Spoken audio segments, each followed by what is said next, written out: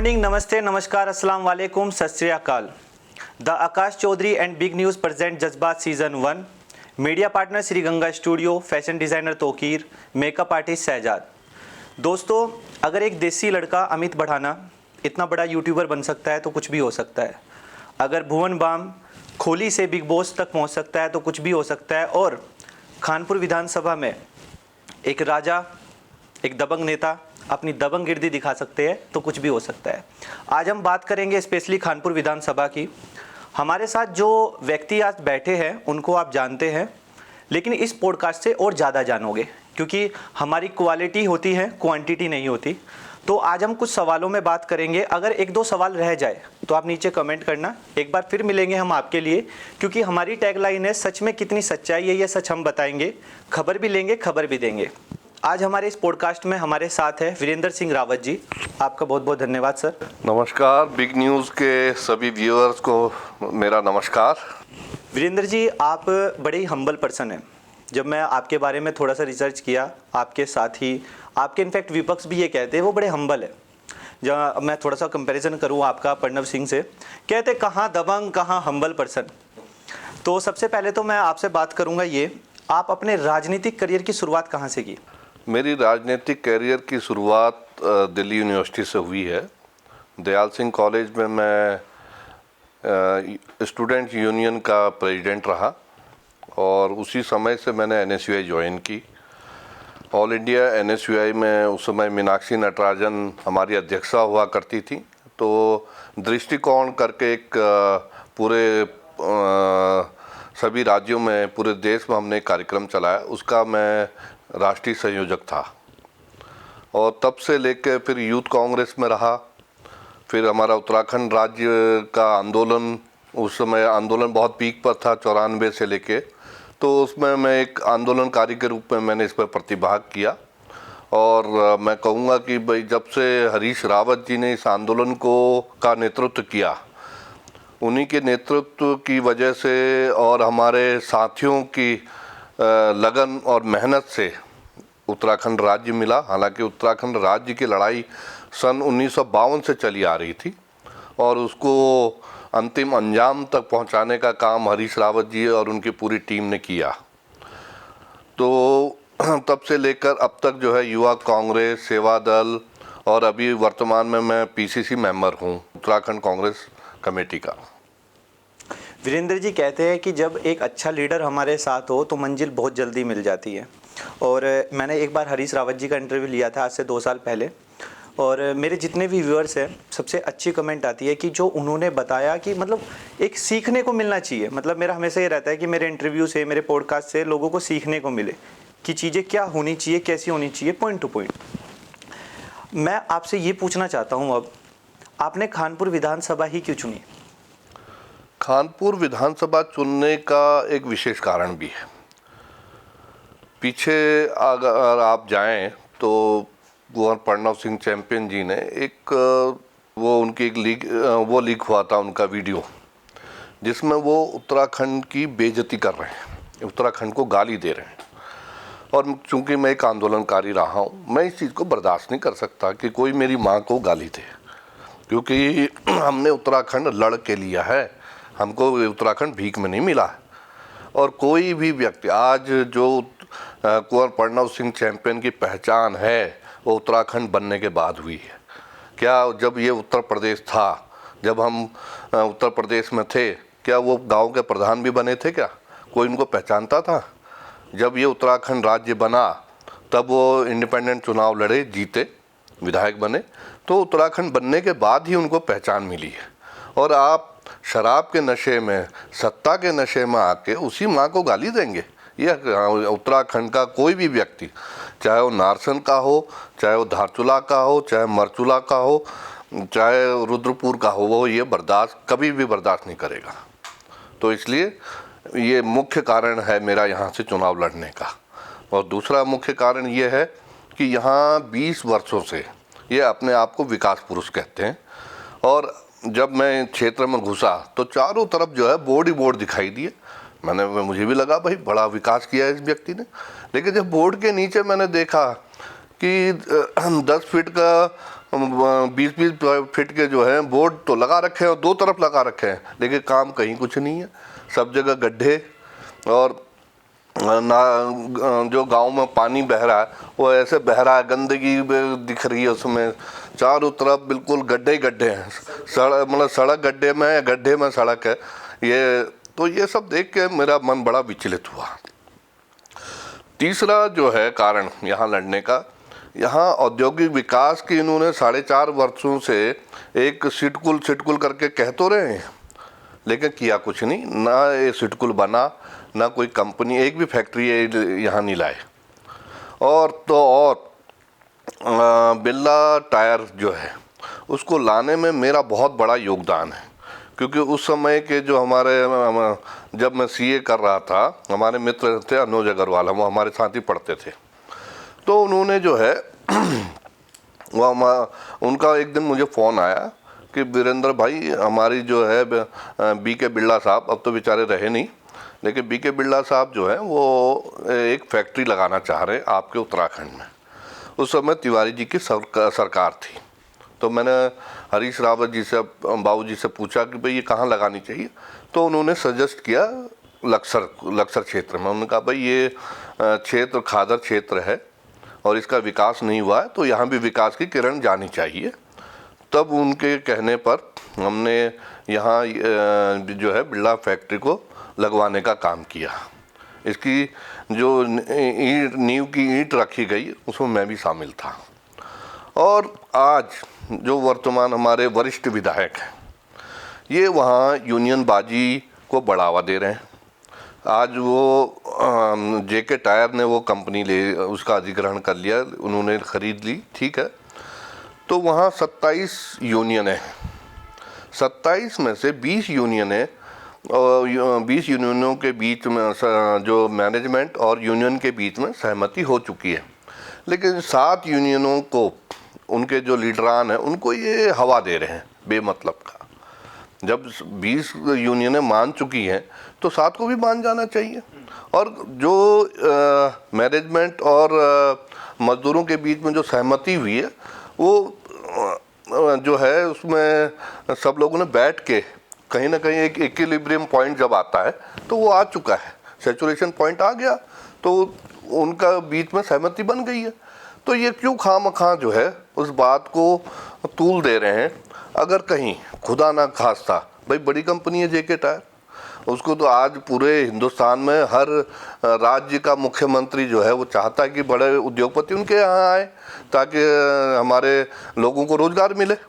अगर वो यहाँ तालाबंदी करके वहाँ दूसरे राज्य में चले गए तो राज्य को क्या मिलेगा, हमारे युवाओं का क्या होगा, ये सोच नहीं रहे हैं हमारे वर्तमान विधायक। उनकी सोच तो ये है बस उनकी मूंछें ऊपर रहनी चाहिए। अरे भाई ये मूंछों की लड़ाई बाद में लड़ लेना, पहले राज्य के भले का तो सोचो। और अगर कहीं खुदा न खास्ता कंपनी यहाँ से चली गई तो उसका नुकसान दूरगामी नुकसान होगा। नुकसान क्या होगा, जो एक हमने सपना देखा हुआ है कि इसी तरीके की फैक्ट्री जो है हम खानपुर में लगाएं, दल्लावाला में लगाएं, रायसी में लगवाएं। तो जो बड़े उद्योगपति हैं जब वो देखते हैं कि भाई जब इतना जेके टायर जैसा जो है मालिक चला गया, यहाँ से भाग गया, तो ये हमें भी भगा देंगे, तो फिर यहाँ कौन आएगा। तो मेरा तो आपके चैनल के माध्यम से उनसे विनम्र निवेदन करता हूँ कि भैया फटाफट जो है ये सहमति पर करवाइए और फैक्ट्री को सुचारू रूप से चालू करवाइए, जिसमें जो है हमारे मजदूरों, हमारे जो यूनियंस हैं उनका भी हक नहीं मानना चाहिए और कंपनी को भी जो है सुचारू रूप से चलनी चाहिए। आपकी बातों से ये साफ नज़र आ रहा है कि आप मदद की भावना बहुत ज़्यादा रखते हैं। कोरोना काल में आपकी क्या भूमिका रही? कोरोना काल में जिस समय आदमी से नहीं मिल रहा था, उस समय, उस मुश्किल समय में मैं और मेरी टीम पूरे गांव हम लोग घूमे, चाहे वो जोगा वाला हो, लास्ट गांव है, चाहे वो दल्ला वाला हो, माड़ा बेला हो, शेरपुर बेला हो, रायसी हो, गिद्दा वाली हो, कोई गांव ऐसा हमने नहीं छोड़ा। हर गांव में गए और हमने वहाँ दवाइयाँ बांटने का काम किया, एनर्जी बूस्टर जो दवाइयाँ थी वो देने का काम किया, मास्क बांटने का काम किया और क्योंकि कोरोना काल था, लोगों को मजदूरी नहीं मिल पा रही थी, और जब मजदूरी नहीं मिलेगी तो भाई घर का चूल्हा कैसे जलेगा। तो जो विधवाएं थी जिनके घर में चूल्हा नहीं जल रहा था, उन लोगों को हमने हमारे एनजीओ मित्रों के द्वारा जो है उनको हमने फूड पैकेट्स देने का काम किया ताकि उनके घर का चूल्हा जल सके। तो इस तरीके से हमने जो है लगातार लोगों के बीच में रहे और मदद की। लेकिन उस समय हमारे जो ये इतने बड़े बॉडी बिल्डर पहलवान वरिष्ठ विधायक हैं, ये कहीं वहाँ नज़र नहीं आए। और जब थोड़ा कोरोना का प्रकोप कम हुआ तो एक दिन मैं देख रहा था दोनों बाप बेटे जो हैं वो छिड़काव करा रहे थे कहीं। वो भी सिर्फ एक ही बार देखा मैंने सोशल मीडिया में, फिर उसके बाद वो भी दिखाई नहीं दिए। 2013 में भी आपका नाम बड़ा आया कि बाढ़ के समय में आपने लोगों की मदद की, कैसे? बिल्कुल, 2013 का वो मंजर मुझे आज भी याद आता है। और उस समय इतनी भयंकर त्रासदी आई थी, केदारनाथ त्रासदी हुई थी। तो हरीश रावत जी उस समय केंद्र में मंत्री थे, जल संसाधन मंत्री थे। तो बाबूजी ने कहा कि भाई तुम अपनी टीम के साथ जाओ और माड़ा बेला, शेरपुर बेला और आपके दल्ला वाला, ये पूरे रायसी तक जो है, ये गांव जो है पूरे डूबे पड़े थे घर। हम पूरे ट्रैक्टर के जरिए, नाव के जरिए वहाँ तक पहुँचे और मैंने देखा कि लोग छतों में थे क्योंकि नीचे तो सारा पानी भर चुका था। घरों तक में बिल्कुल जो उनके जहाँ सोते थे बेचारे उनमें पानी भरा हुआ था, किचन में पानी भरा हुआ था। खाना बनाने की जगह ही नहीं थी तो बनाते कहाँ से। तो हमने जो है उन लोगों के लिए फूड पैकेट्स मुहैया कराने का काम किया, उनको उनके पास खाना देने का काम किया। हमने इंसान तो इंसान, हमने जानवरों तक के लिए भूसा बांटने का काम किया। तो मेरा जुड़ाव खानपुर से कोई नया नहीं है। कुछ लोग आरोप लगा रहे हैं कि भाई चुनावी वर्ष है इसलिए ज़्यादा दिखाई दे रहे हैं, ऐसा नहीं है। मैं 2009 से जो है इस क्षेत्र में सक्रिय हूँ और जब भी लोगों को ज़रूरत पड़ी मैंने हमेशा मदद के लिए मैं और मेरी टीम उनके पास गए, उनकी मदद की, जो हमसे हो सका वो मदद की हम लोगों ने। वीरेंद्र जी, अगले सवाल से पहले मैं आपसे ये पूछना चाहता हूँ, जो अभी तक आपने मुझसे बातें की है, आपकी लड़ाई प्रणव सिंह से है या भाजपा पार्टी से? मेरी लड़ाई दोनों से है। भाजपा से तो है क्योंकि वो भाजपा के विधायक हैं और चूँकि उन्होंने उत्तराखंड की अस्मिता को उछालने का काम किया, उत्तराखंड को गाली देने का काम किया, तो कहीं ना कहीं मेरा जो आंदोलनकारी मित्र हैं और पूरा उत्तराखंड का तो हर व्यक्ति आंदोलनकारी था। सभी उसमें जो उस समय स्टूडेंट भी थे, टीचर भी थे, सरकारी नौकरी में होते हुए भी लोग आंदोलनरत थे। तो सभी का मन बड़ा व्यथित हुआ, सभी बड़े दुखी हैं और चाहते हैं, सबका मन यही कह रहा है कि जो है इनको सबक जरूर सिखाना चाहिए। कानपुर विधानसभा में सबसे बड़ी समस्या है जल भराव। आपको क्या लगता है कि प्रणव सिंह को ये करना चाहिए था, और अगर आप जीतते हैं तो क्या होगा? मोहनपुरा गांव है और गोलबट्टा जो जगह है वहाँ अगर आप जाएं तो मैं समझता हूँ बरसात के दिनों तो बहुत ही बुरी हालत रहती है, लेकिन 12 महीने जो है वहाँ पानी बहता रहता है। और विधायक जी जो हैं वो कई बार वहाँ गए और वहाँ एक ही डायलॉग मारते हैं, बोले ये पानी क्या है, इसको तो मैं एक घूंट में पी जाऊँगा। लेकिन वो ना तो वो गिलास लोगों ने देखा, ना वो घूंट देखा आज तक। आज भी हालत वहाँ इतने बद से बदतर हालत है। और मैं आपको बताना चाहता हूँ, हरीश रावत जी ने यहाँ के लिए 160 करोड़ रुपया जो है वो सैंक्शन भी किया था ताकि जो है ये यहाँ से जो है निकासी जो है वो नदी तक, सोलानी नदी तक जो है की जाए, उसकी व्यवस्था भी कर दी थी। लेकिन तब चुनाव आ गए थे तो इस वजह से वो क्रियान्वित नहीं हो पाया। लेकिन वो जब पैसा जस का तस पड़ा हुआ है, लेकिन 4.5 क्या 4.5 बरस होने जा रहे हैं, हमारे वरिष्ठ विधायक ने उस तरफ ध्यान कभी नहीं दिया।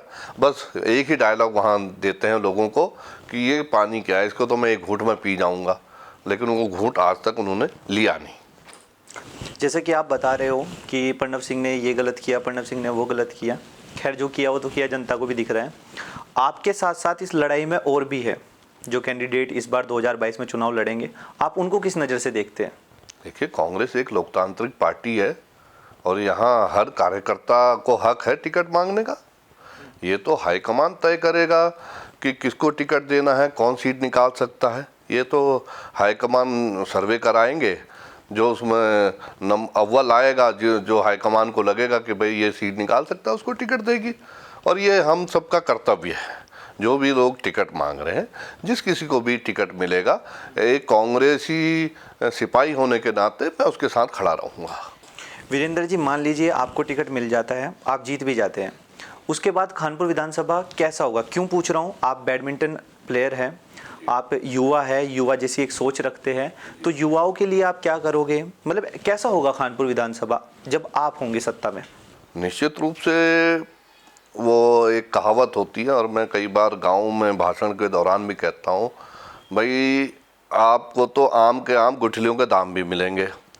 मैंने कहा, क्योंकि हरीश रावत जी का सबसे लोकप्रिय चेहरा है और हम चुनाव भी हरीश रावत जी के जो 3 वर्षों के काम काज रहे, जो उन्होंने जनता के हित में कार्य किए, उन्हीं पर चुनाव लड़ रहे हैं।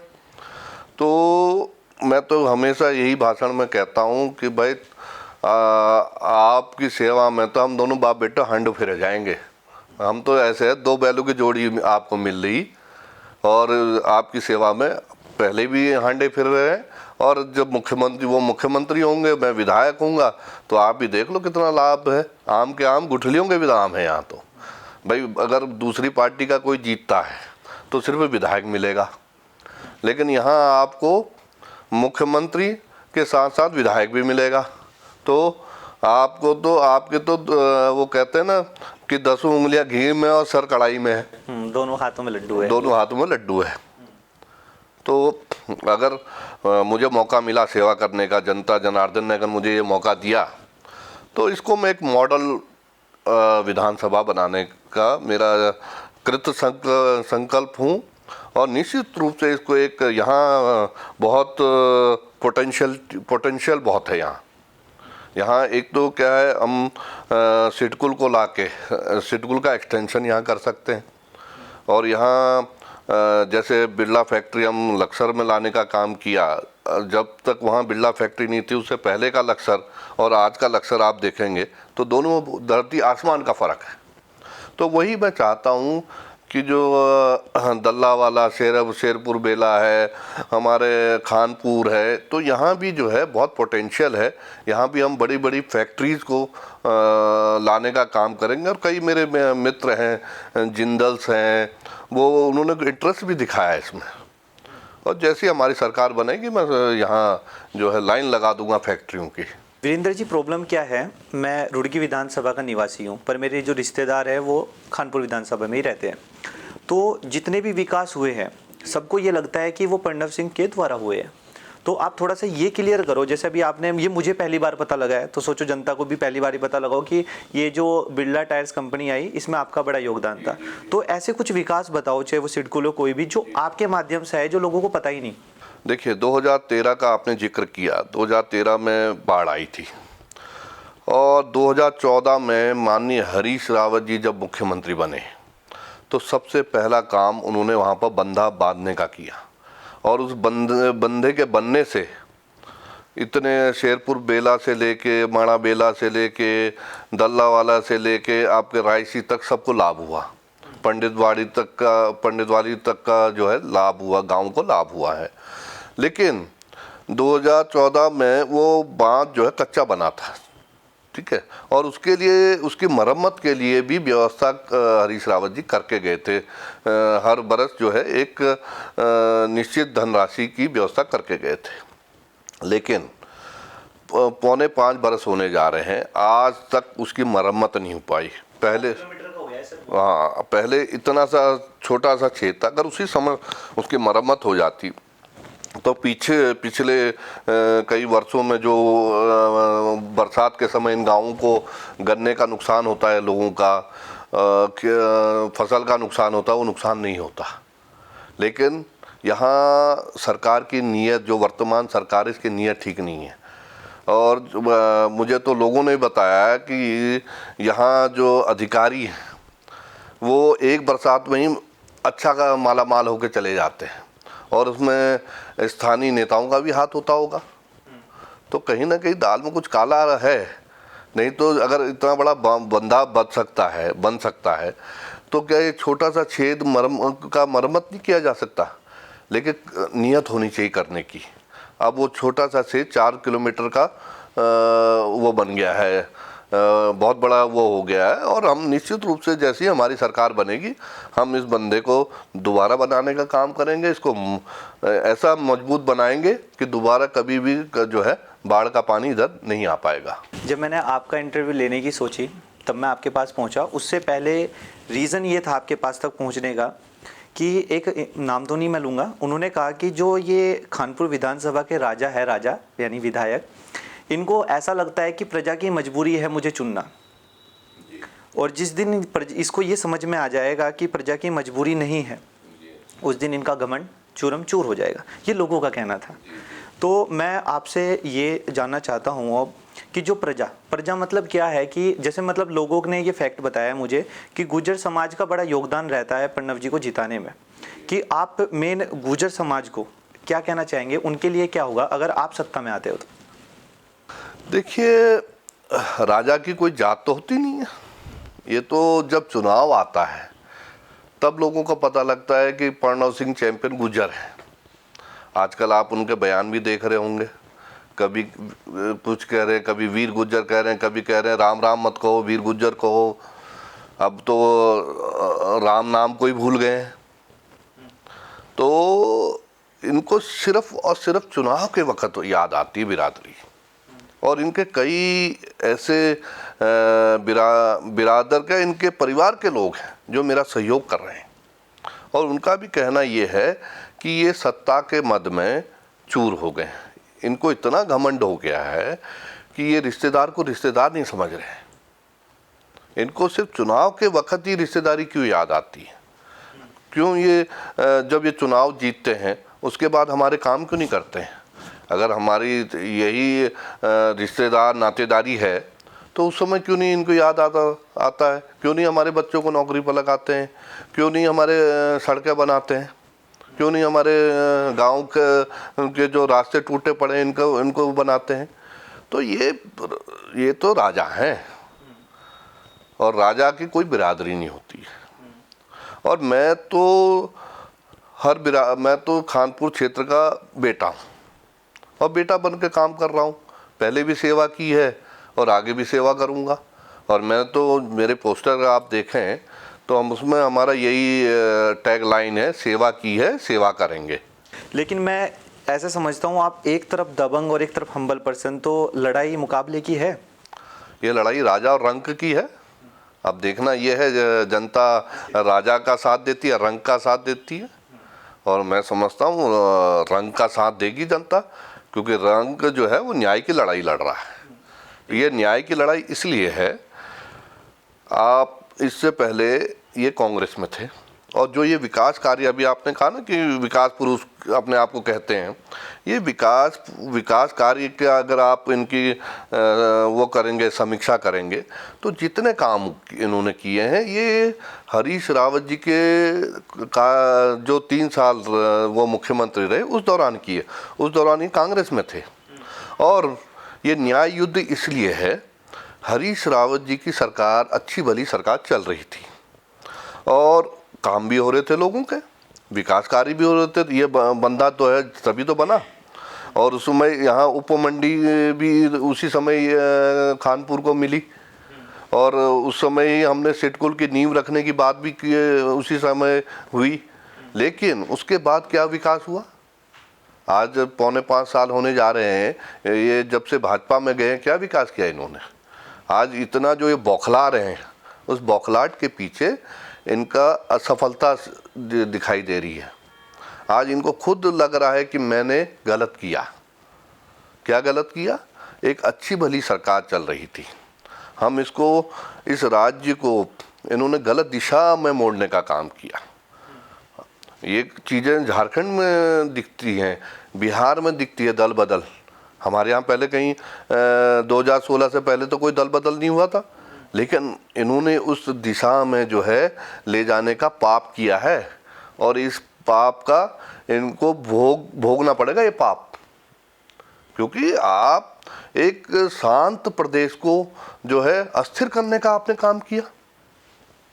वो तो हरीश रावत जी की मैं बुद्धिमत्ता की दाद देता हूँ कि उन्होंने सरकार को बचा लिया और सुप्रीम कोर्ट में भी हम जीते, लेकिन इन्होंने एक गलत दिशा तो दिखाने का काम किया। आप नौजवानों को क्या संदेश देना चाहते हैं?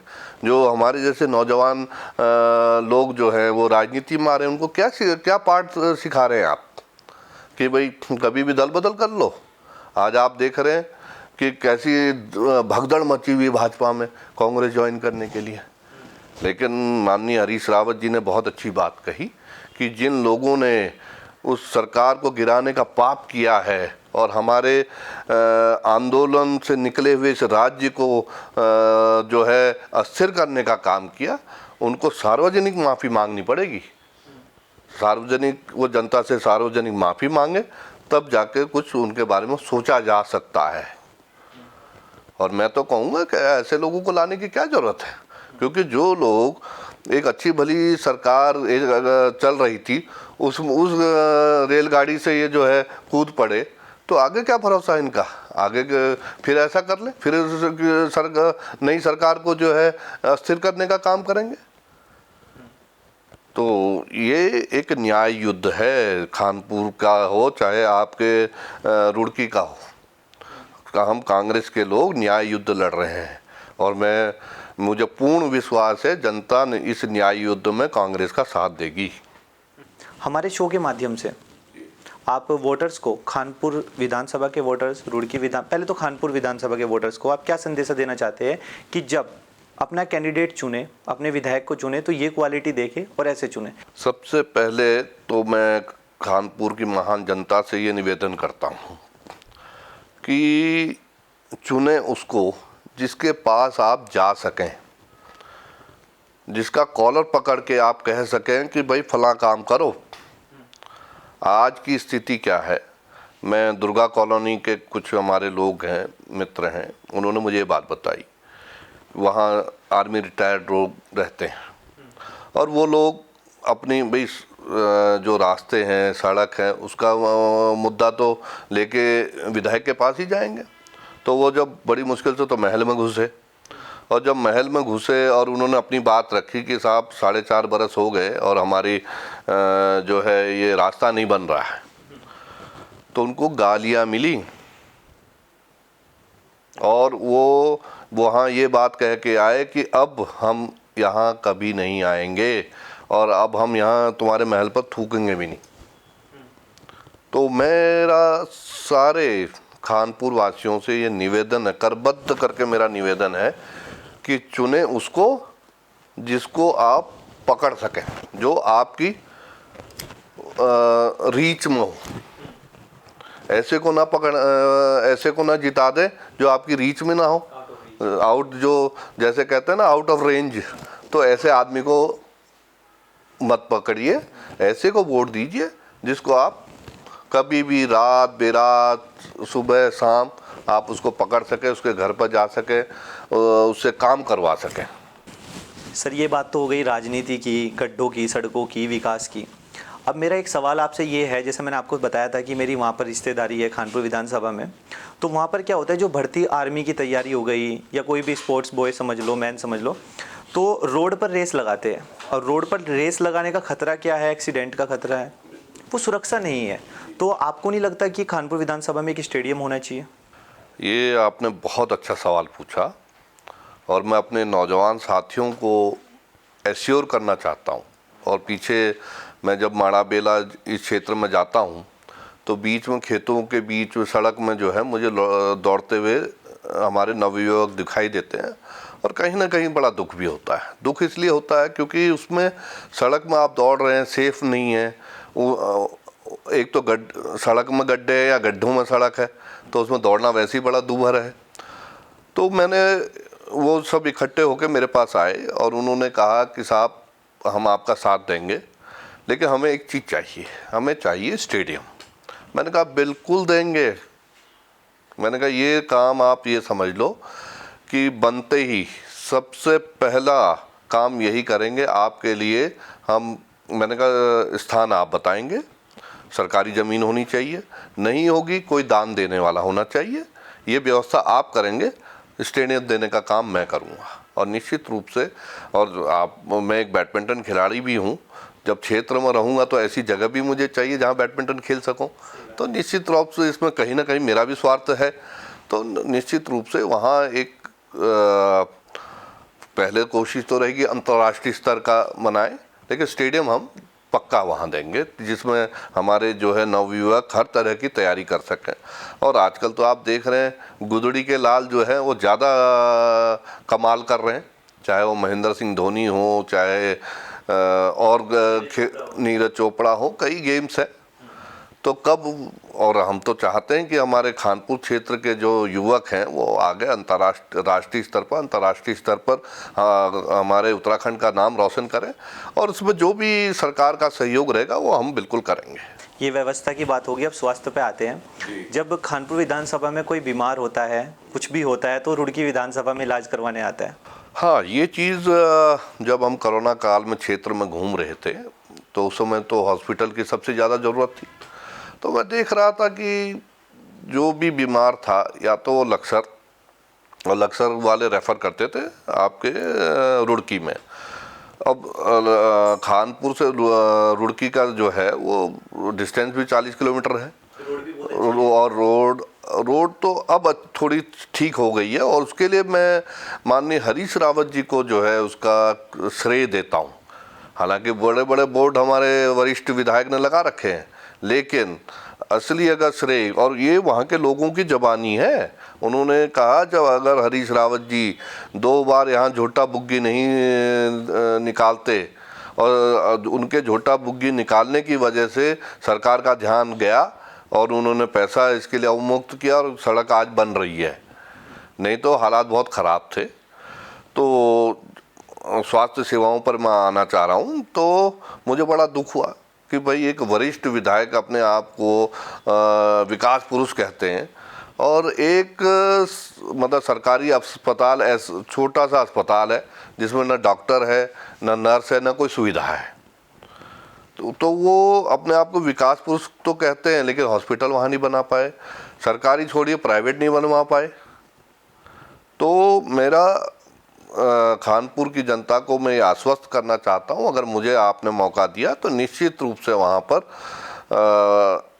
एक बढ़िया स्तर का हॉस्पिटल वहाँ पर बनाएंगे, और उसकी बड़ी वहाँ पर आवश्यकता भी है। हर इंटरव्यू को देख लो, आप कितने भी न्यूज़ चैनल को देख लो, जब बात होती है युवाओं के लिए क्या करेंगे, सड़कों के लिए क्या करेंगे, लोग एक चीज़ भूल जाते हैं। सर, मैं मीडिया की लाइन से हूँ, मेरा एक्टिंग पैशन रहा है हमेशा से, शॉर्ट फिल्म में क्रिएट करता हूँ। तो एंटरटेनमेंट, मतलब जो हमारे कानपुर विधानसभा में जो इस लाइन में आना चाहते हैं, वो चाहे एक्टिंग हो, म्यूज़िक हो, थिएटर हो, है ना, रंगमंच हो, तो इनके लिए क्या करेंगे आप? इसके बारे में हालांकि मैं भी बॉलीवुड से काफ़ी जुड़ा हुआ हूँ, मेरे कई मित्र हैं वहाँ पर, और उनसे कई बार चर्चा भी हुई कि भाई, और मैं आपको याद दिलाना चाहता हूँ कि उत्तराखंड अब जो है हरीश रावत जी के समय में उन्होंने फिल्म बोर्ड बनाने का काम किया था। उसके ज़रिए ये था कि भाई जितने भी हमारे बॉलीवुड के, हमने कई डायरेक्टर्स को यहाँ पर बुलाया था ताकि वो लोग यहाँ आएँ और जो है हम यहाँ के स्थानों को एक्सप्लोर करें, एरिया यहाँ शूटिंग करें, और उसके लिए हमने एक निश्चित राशि भी जो है वो देने का काम किया। तो उसका लाभ हमको मिल रहा है, आज दिखाई दे रहा है कि कई पिक्चरें जो है टिहरी में बनी हैं, और सुदूर क्षेत्रों में भी लोग पिक्चर बनाने का काम कर रहे हैं। लेकिन यहाँ पर एक बहुत बड़ी आवश्यकता, जिस तरीके से नोएडा में वो है फिल्म सिटी, उसी तरीके से यहाँ पर भी हम हमारे मेरी बाबूजी से कई बार इस बारे में चर्चा भी हुई है, एक फिल्म सिटी जो है हम हरिद्वार में बनाने का हमारा प्रयास है, और निश्चित रूप से अगर सरकार हमारी आ जाएगी तो हम ये फिल्म सिटी बनाने का काम करेंगे, ताकि हमारे जो यहाँ के युवा हैं उनको मौका मिल सके, अपनी प्रतिभा दिखाने का मंच मिल सके, क्योंकि मंच बहुत ज़रूरी होता है। अगर मंच नहीं होगा तो अपनी प्रतिभा कोई कैसे दिखाएगा। तो फिल्म सिटी बनाने का हमारे विचार है और निश्चित रूप से हम इस पर काम करेंगे। अभी हाल ही में प्रणव जी की एक प्रेस कॉन्फ्रेंस हुई जिसमें मीडिया वालों ने कुछ सवाल उन्हें पूछे कि अपने भाषण को लेके, आपने जो बोला उसको लेके, तो उन्होंने मीडिया वालों का अपमान कर दिया। अपनी क्वालिफिकेशन बताओ, तो उस पर आप मीडिया को क्या संदेशा देना चाहेंगे कि मतलब इस अपमान का कैसे बदला लेना चाहिए, क्या करना चाहिए? कोई एक मीडिया को राय। मीडिया दुनिया को राय देती है, हम मीडिया को क्या राय दे सकते हैं। लेकिन खैर, मीडिया जो है वो लोकतंत्र का चौथा स्तंभ है, और अगर मीडिया नहीं होगी तो सरकार अपने कार्यों का कैसे प्रचार प्रसार करेगी? कोई भी विधायक अपने कार्यों को कैसे जनता के बीच में ले जाएगा? मीडिया जनता और सरकार के बीच में पुल का काम करती है, और चैंपियन ने जो है ये पुल तोड़ने का काम कर रहे हैं। तो कहीं ना कहीं उनका इसको खामियाजा भुगतना पड़ेगा। और मीडिया साथियों से मैं यही निवेदन कर सकता हूँ कि भाई जो उनके ये लड़ाई उनकी अस्मिता की लड़ाई है, और मैं उनके साथ हूँ इसमें। और चैंपियन ने गलती तो की है, उन्हें माफ़ी मांगनी चाहिए। फैक्ट बेस तो ये सवाल बनता नहीं है, पर फिर भी पूछ रहा हूँ, क्या आपका कांग्रेस से टिकट पक्का है? अगर नहीं होता तो निर्दलीय की तैयारी कैसी है? देखिए, मैं पहले भी कह चुका हूँ, मैं कांग्रेस का एक अनुशासित सिपाही हूँ, और ये चीज़ तो मेरे ब्लड में, खून में ऐसे है कि 2002 में हरीश रावत जी ने 14 बरस का वनवास जो था कांग्रेस का, क्योंकि 1989 में एनडी तिवारी जी, आज उनका वो भी है, उनको मैं श्रद्धा सुमन अर्पित करते हुए ये बात बता रहा हूँ कि वो 1989 में आखिरी मुख्यमंत्री थे हमारे, जब ये उत्तर प्रदेश में था। उसके बाद जब 2000 में 1999 में उत्तराखंड अलग हुआ, अलग राज्य बना, तो 2000 में हरीश रावत जी प्रदेश अध्यक्ष बने, और लगभग 11 से 12 हज़ार छोटी बड़ी सभाएं करके उन्होंने उत्तराखंड में हमारे 36 विधायक जिताने का काम किया। और लोगों को लगता था कि भाई चूंकि ये प्रदेश अध्यक्ष है, सबसे बड़े नेता हैं, तो इन्हीं को मौका मिलेगा, लेकिन उनको मौका नहीं मिल पाया। और हाईकमान ने तय किया कि एनडी तिवारी हमारे मुख्यमंत्री होंगे। उस समय मैं भी था, तो हमारे बसंत कुंज वाले घर में 36 में से 32 विधायक हरीश रावत जी के सामने बैठे हुए थे, और उनसे अनुनय विनय कर रहे थे कि आप पार्टी छोड़िए और हम जो है पार्टी तोड़ के आपको मुख्यमंत्री बनाते हैं। हरीश रावत जी ने उनसे यही खड़े होकर ये करबद्ध प्रार्थना की कि आप भले ही कांग्रेस छोड़ दीजिए, लेकिन मैं कांग्रेस नहीं छोड़ सकता, क्योंकि कांग्रेस ने मुझे बहुत कुछ दिया है। मैं गरीब किसान का बेटा था, मुझे एमपी बनाने का काम किया, मुझे लगातार मैं 3 बार एमपी रहा, फिर प्रदेश अध्यक्ष रहा, तो मुझे काफ़ी कुछ दिया। मैं कांग्रेस नहीं छोड़ सकता। फिर 2012 में यही चीज़ रिपीट हुई, लेकिन उनको नहीं बनाया गया, विजय बहुगुणा जी को बना दिया, लेकिन उन्होंने कांग्रेस नहीं छोड़ी। तो कांग्रेस छोड़ने का तो कोई सवाल ही नहीं है। और हम जो है जिसको भी टिकट मिलेगा, मैं पहले भी कह चुका हूँ कि जिसको भी टिकट मिलेगा हम उसको चुनाव लड़ाने का काम करेंगे। और मेरा सभी जो जितने भी प्रत्याशी हैं, हम सब ने यही तय किया है, जिसको भी टिकट मिलेगा हम उसको मजबूती से चुनाव लड़ाएंगे और जिताने का काम करेंगे। तो दोस्तों, आज हमारे साथ थे वीरेंद्र सिंह रावत जी। अगर भूल चूक में कोई सवाल रह गया हो तो प्लीज़ कमेंट में बताएं, दोबारा फिर पूछेंगे आपके सवाल। और खानपुर विधानसभा में कितना विकास हुआ है, कितना नहीं हुआ है, ये भी आप बताएं। सर की बातों में आपको कितनी सच्चाई नज़र आई, कितनी नहीं आई, ये भी बताएं। आपका बहुत बहुत धन्यवाद सर। धन्यवाद, नमस्कार।